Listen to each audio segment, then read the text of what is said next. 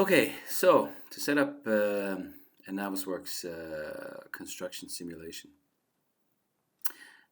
by using Navisworks to link the model that we've authored in Revit with an MS project schedule.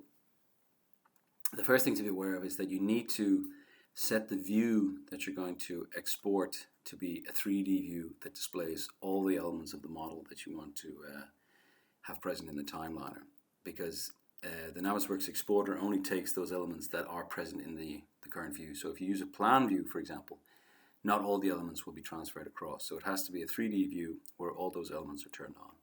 So once you've done that, you can come up to the Add-ins tab up here. And all the way over on the left here we have External Tools, and then we have Navisworks 2017, which is the exporter tool. So I'm just going to export that, and I'm going to save it in here. And I'm just going to call it LOD 200. So let's just save that there. So now it's exporting all the elements to Navisworks.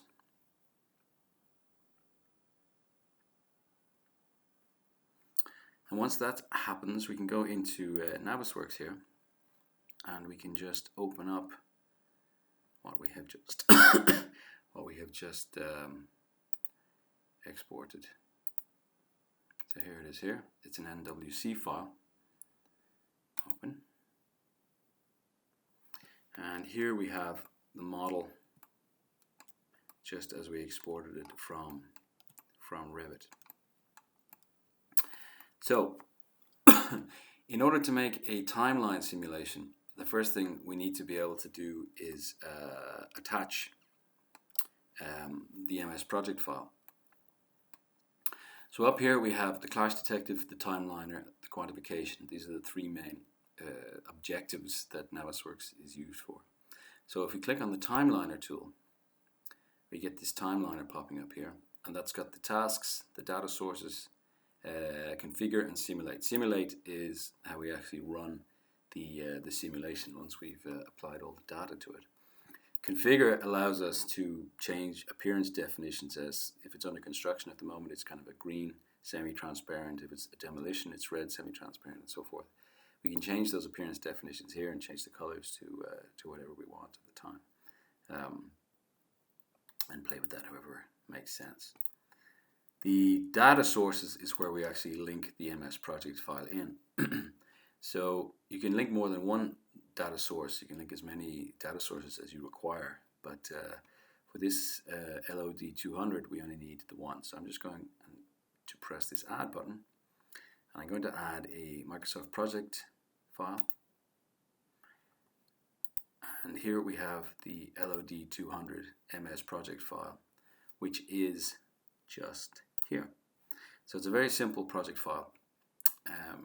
It's a very simple level of development. It's an architectural model. So I have it broken down into floors level 1, and here where we have external walls and party walls, I've made a kind of constructional assumption that the party walls and the external walls share the same structural elements. So if we're using, for example, precast elements for the inner leaf of the external walls, we'll be using the same elements for the party walls. So they are placed and kind of organized by the same company, but the insulation, the cladding system, and so forth, that gets added later. So I'm just using that as a kind of an overall description of the construction of the walls.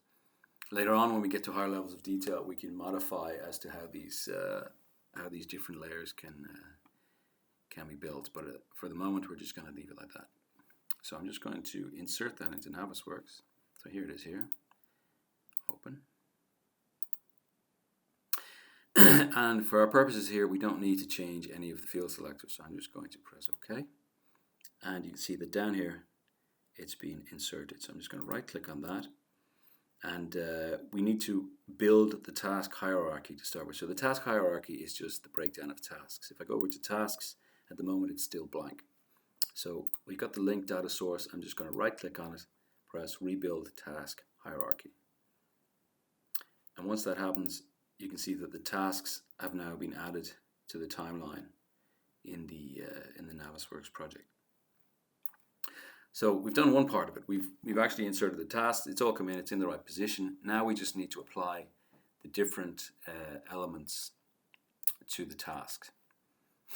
So this is where we use the search sets. So I'm going to use this button up here called Find Items, which opens up this this panel here, which I'm just going to pin into place here. And so here we have the entire project. If I just press the plus here, it'll drill down into the lower levels of detail. So usually in a project like this, you construct the building horizontally, as in floor by floor. So I want to search for, to start with, I'm going to search for external walls residential, just like that. And I'm going to use the search panel here to actually set the criteria for the search. So the first thing is the category. Once I stretch the whole thing out like this. So I click here, category, and I'm going to just go down to element, because it's an element. Property that I'm going to search for, it always works fine to search for name. So I'm just going to go down to name.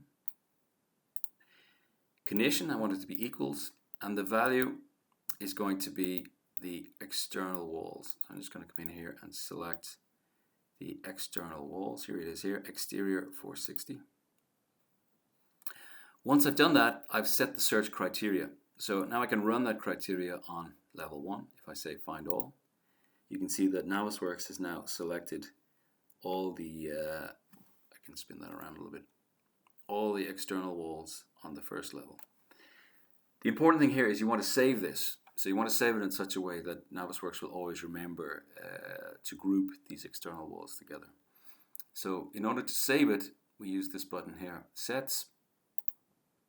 I'm going to press Manage Sets, and that gives us this option to either save this as a selection set, or it's a much better idea for our purposes to save the search, which means that if we save the search, Navisworks will always find these external walls no matter how many changes we make to the model. It'll remain linked, whereas we just save the selection, it'll always only select those walls that we have selected at the moment. So I'm going to save this as a search. And I'm going to give it a name that's related to the naming system I've got set up here. So I'm just going to call it ext wall res 01. So we've got that selected. Now, because we have the search criteria already set up, if I want to do the external walls on the next level up, all I need to do is select the next level and then run the search again, and you can see that it applies the same search criteria to the upper level. So now I can save that search. I'm going to save that as ext wall res 02.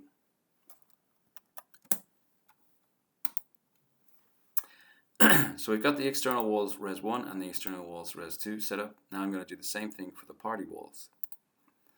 So I'm just going to select level 1 again, and we've got element, name, condition. I'm just going to change the type of wall we're searching for this time around from exterior to party wall. There it is there.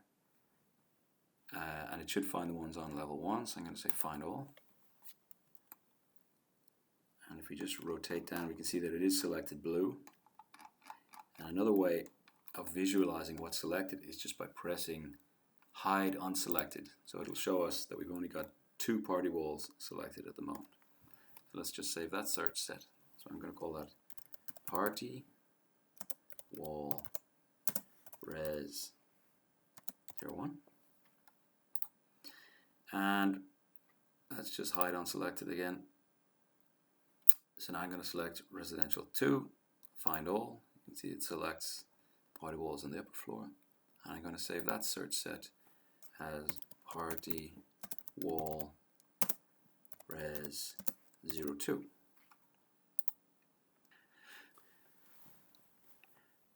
Okay, now we need to just select the floor levels. So I'm going to go back into residential 1, and over here I'm going to select the floor type. I just used a generic floor for the architectural model up to now, and it's called generic 300mm interior, so I'm just going to use that. Find all, And if we rotate the model around, you can see it's selected the floors here. So I'm just going to save that search set, and I'm going to call that one res. Res. Now let's just follow the naming system we have. So we'll call it floor res 01. Delete that one there. And then we'll run the same search on number 2. So I'm going to say find all again. And it's selected all the floors for us here. So we can save that search as floor res 02. So all those search sets are now set up and ready to go. The important thing about these search sets are if you reuse or if you remodel or make changes to this model in Revit and then relink the file, the search sets will remain and will find all the new walls or floors or whatever that have the same ID, the same name in this case. So now all that remains for us to do is to attach the timeline here to the relevant search sets. So I'm just going to go down to external wall res 1, and we can just say attach set. And I can see it's attached to the wrong one at the moment. So let's say external wall res 1. And we need to change this task type to construct. So Navisworks knows that we want to visualize it as being constructive. Do it again. Attach set. This time party wall res 1. We're going to call this party wall res 1. Construct. External walls res 2. Attach set. External walls res 2. Construct. Party walls res 2. Construct. And then we can do the floors. Attach set. Oops. Attach set floor res 1. Construct. And attach set floor res 2. Construct. So once we've done that, we should be able to run over to the simulate panel,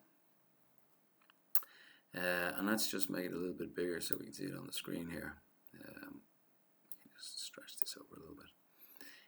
And if we run this simulation now, we should be able to see the building being constructed as it gives us a timeline running along the top here. And we can rotate around it. We can see it from any angle we want, and we can see that at the moment it's set up so the green shade is under construction, and then when it's finished it ends up being the white shade here. Okay, so once we've had a look at the simulation, let's say we want to go back and modify some of the time plan because we realize maybe that we need some more time, for example.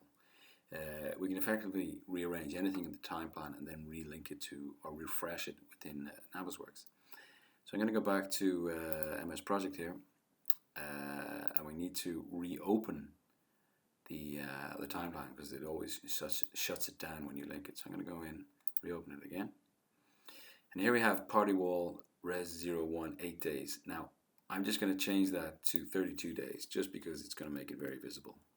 So you can see it shoots the entire schedule across much later, obviously. So I'm just going to save that back to the current time plan.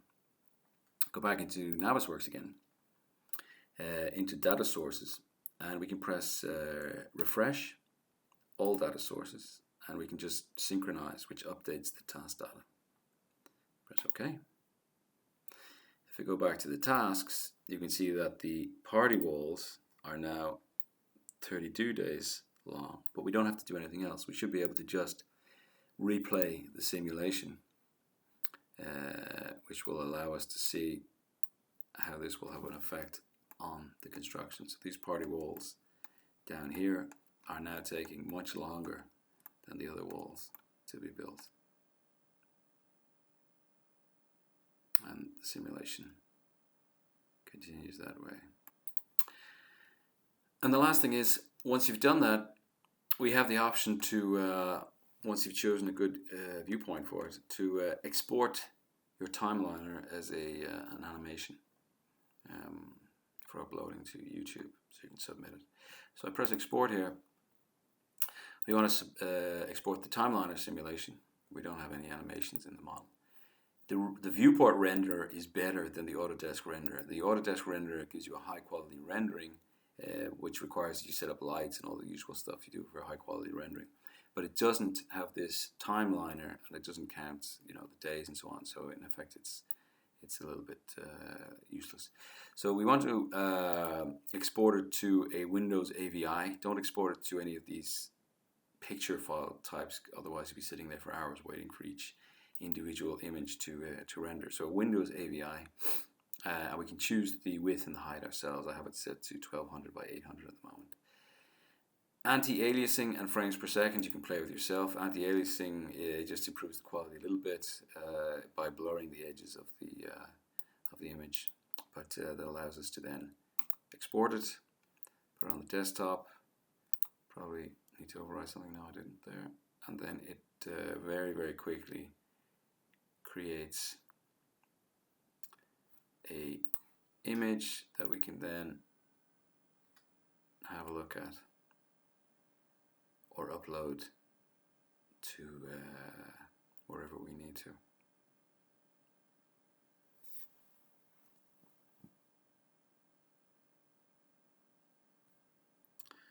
And there we go.